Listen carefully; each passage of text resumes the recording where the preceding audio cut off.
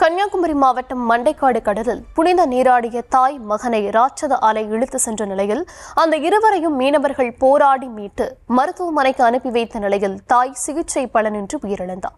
விவரங்களை தர இருக்கிறார் செய்தியாளர் ஆனந்த். விவரங்களை வழங்கலாம். வணக்கம். கன்னியாகுமரி மாவட்டம் அரபிக்கடல் பகுதிகளில் நேற்று முதல் கடல் சீற்றத்துவமே காணப்படுகிறது. இதனால் மீனவர்கள் கடலுக்கு மீன்பிடிக்க செல்ல தடை விதிக்கப்பட்டுள்ள நிலையில் மண்டைக்காடு கடலில் பக்தர்கள் புனித நீராடவும் கால் நனைக்கவும் தடையானது விதிக்கப்பட்டிருந்தது. இதனிலையில் கார்த்திகை முதல் நாளான இன்று ஆலங்கோடு பகுதியைச் சேர்ந்த 60 வயதான ரத்தினம் என்ற மூதாட்டி தனது திருமணமாகாத மகன் 35 வயதான சொக்கலிங்கம் என்பவருடன் சபரிமலைக்கு செல்ல மண்டைக்காடு பகவதியம்மன் கோயிலில் மாலை அணிவிக்க வந்துள்ளார்.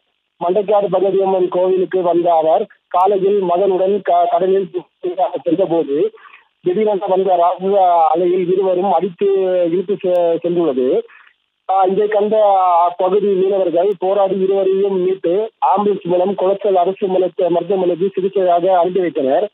மருத்துவமனைக்கு செல்லும் வழியிலேயே ரத்தினம் உயிரிழந்த நிலையில் அவருடைய சடலத்தை மருத்துவமனையில் வைக்கப்பட்டிருந்த நிலையில் தகவல் அறிந்து வந்த குளச்சல் கடல் காவல் நிலைய போலீசார் ரத்தினத்தின் சடலத்தை கைப்பற்றி பிரேத பரிசோதனைக்காக ஆச்சாரிப்பாளையம் மருத்துவமனைக்கு அனுப்பி வைத்து விசாரணை மேற்கொண்டு வரும் நிலையில கடல் அலையில் சிக்கி உயிருக்கு போராடிய தாய் மகனை மீனவர்கள் போராடி மீட்ட வீடியோ காட்சிகள் தற்போது வெளியாகியுள்ளது.